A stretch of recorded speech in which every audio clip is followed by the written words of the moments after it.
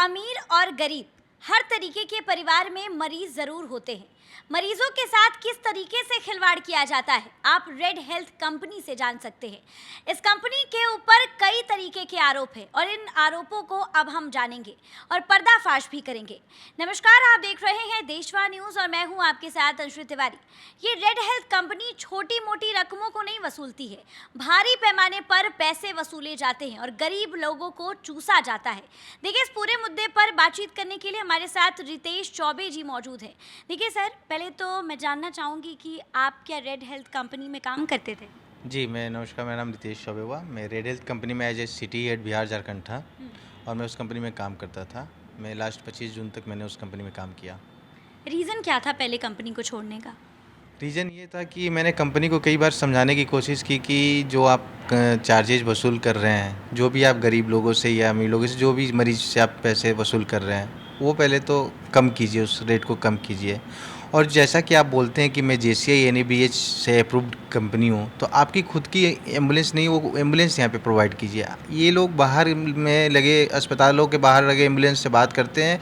उन्हीं से बात करने के बाद उस पर ये अपना कमीशन 30% से 40% तक रख के मरीजों से वसूलते हैं और उनको भेजते हैं, उनके मजबूरी का फ़ायदा उठाते हैं।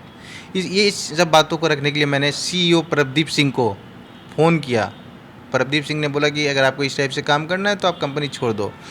मैं आहत होके, एक गरीब आदमी हमारे सामने हाथ पैर जोड़ रहा था, मैं मजबूर था उस टाइम। मैंने बोला सर, इनको फ्री कर दो, आप एम्बुलेंस सेवा इनको नॉमिनल चार्ज पे भेज दो। तो बोले कि जब ऑपरेटर की कॉस्ट 5,000 आ रही है तो कम से कम मुझे 6500 रुपये चाहिए।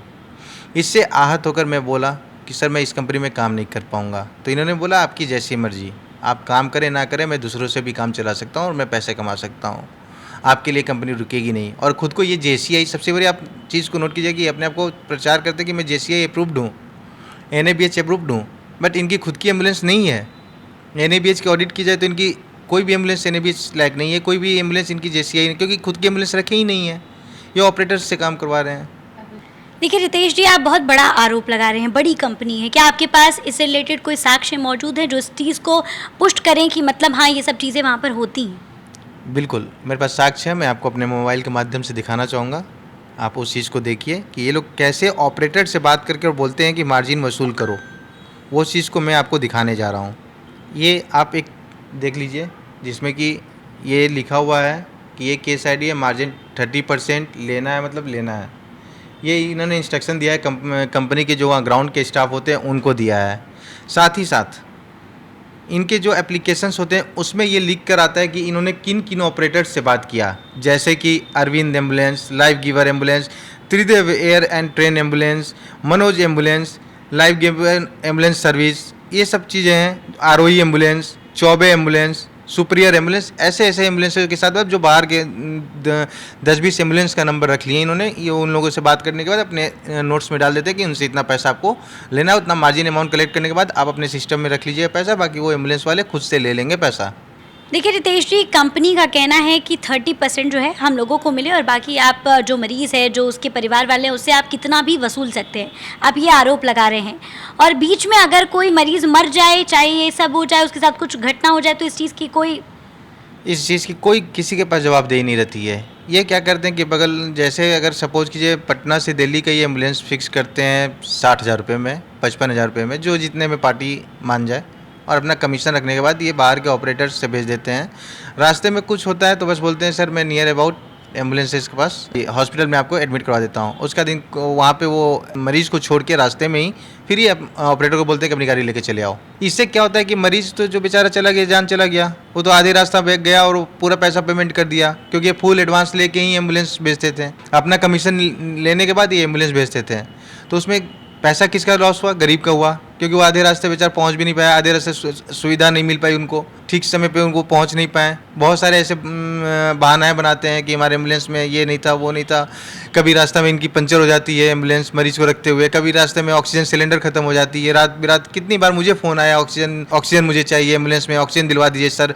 तो मैं कहाँ से दिलाता? मैं नियर अबाउट कोई भी किसी भी हॉस्पिटल से बात करके इनको दिलवाता था। और ये जैसे सपोज कीजिए पटना से दिल्ली जा रहे हैं, लखनऊ में गए किसी हॉस्पिटल में एडमिट कर दिया और वहाँ से एम्बुलेंस छोड़ के भाग जाती थी, मरीजों को छोड़ के भाग जाती थी। और एम्बुलेंस का कॉस्टिंग क्या होता था? देखिए, अमीर और गरीब दोनों लोगों के लिए क्या सेम है, या फिर कुछ नेगोशिएशन है? गरीब लोगों के लिए कुछ ऑफर्स है, कुछ कम कर सकते हैं? नहीं, इन्होंने बेंचमार्क सेट कर रखा है, 30% मुझे मार्जिन चाहिए, चाहे वो अमीर हो या गरीब हो। अगर उनको वो पूछते हैं वहाँ के ग्राउंड स्टाफ से कि अगर पार्टी कैसा है, ग्राउंड स्टाफ बोलता है कि नहीं सर पार्टी बहुत अच्छा देखने में है, तो बोलते हैं कि इससे पैसा और वसूल करो।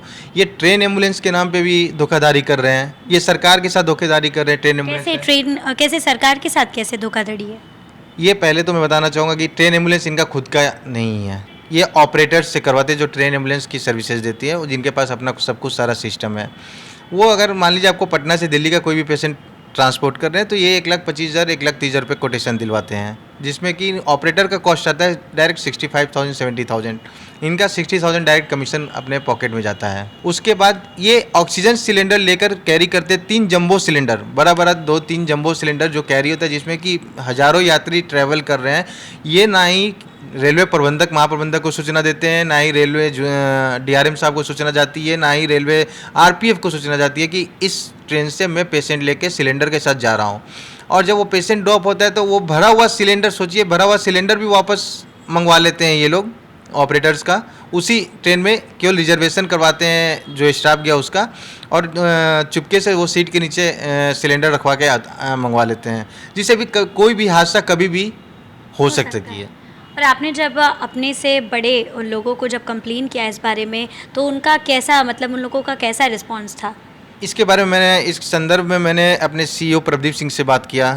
मैंने बोला इसको लीगली बनाया जाए, इसके लिए मैंने मीटिंग्स भी करवाई, बोर्ड मतलब रेलवे में मीटिंग भी कराया। मैं अश्विनी वैष्णव सर का धन्यवाद देता हूँ कि उन्होंने इस बात को जानने के लिए बहुत इच्छुक थे कि कैसे करेंगे।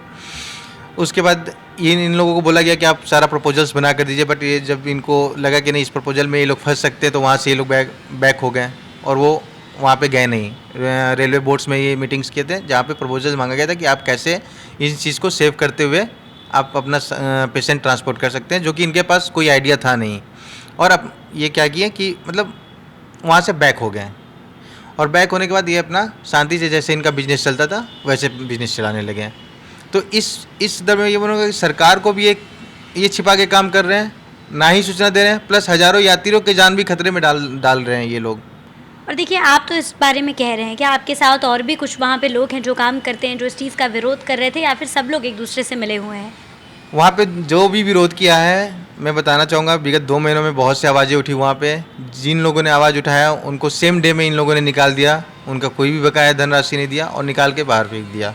मोहाली में राजीव कुमार नाम के एक व्यक्ति को अभी कुछ दिन पहले निकाला। मतलब जिसने भी इनके खिलाफ आवाज़ उठाया इन्होंने बाहर कर दिया, और धमकी इनकी आती है कि मेरे बड़े बड़े रसूखदारों से जान पहचान है, मेरी कंपनी को फंडिंग बड़े बड़े लोग धमकी दी जाती है। हाँ, धमकी दी जाती है। मुझे मिली है धमकी।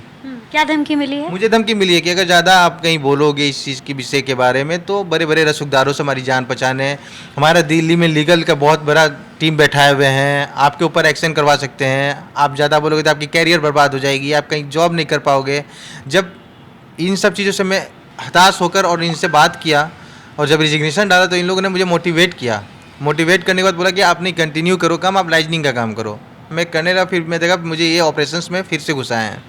फिर मैंने इस चीज़ का विरोध किया तो इन लोगों ने 25 जून को करीब 1:30 बजे एचआर के द्वारा फ़ोन कराते हैं कि आपकी रिजिग्नेशन जो कि 1 महीने पहले मैंने डाली थी वो 25 जून को एक्सेप्ट हो गई। मतलब 1 महीने बाद अगर आप कंपनी के लॉज के अनुसार जाएंगे तो आपको विदिन 7 डेज एम्प्लॉय को इंटीमेट करना है कि आपका रिजिग्नेशन अप्रूव्ड है या नॉट अप्रूव्ड है, बट उस पर वो साइलेंट बैठे रहें। गेम मतलब की आवाज़ उठाएंगे तो ये इसका ये रेजिग्नेशन है, इस पर ही मैं इसको एक्सेप्ट करके भेज दूंगा।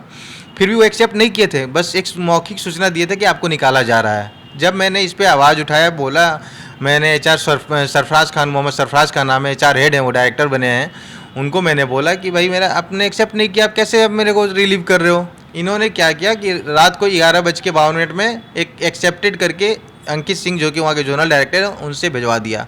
उसके बाद जब मैंने बोला ठीक है आपने एक्सेप्टेड तो भेज दिया, मेरी सैलरी वो कहाँ गई?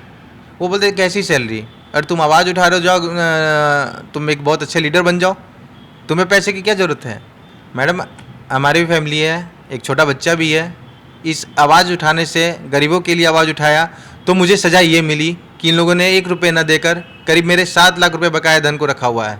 देखिए, रेड हैंड कंपनी जिसके बारे में ये रितेश बताते हुए नजर आ रहे हैं, जो गरीब लोगों को, गरीब चाहे अमीर, उनसे पैसे ऐंठने का काम करते हैं, सर्विस प्रोवाइड करते हैं और उसके बाद उनसे मोटी रकम जो है वो वसूली जाती है।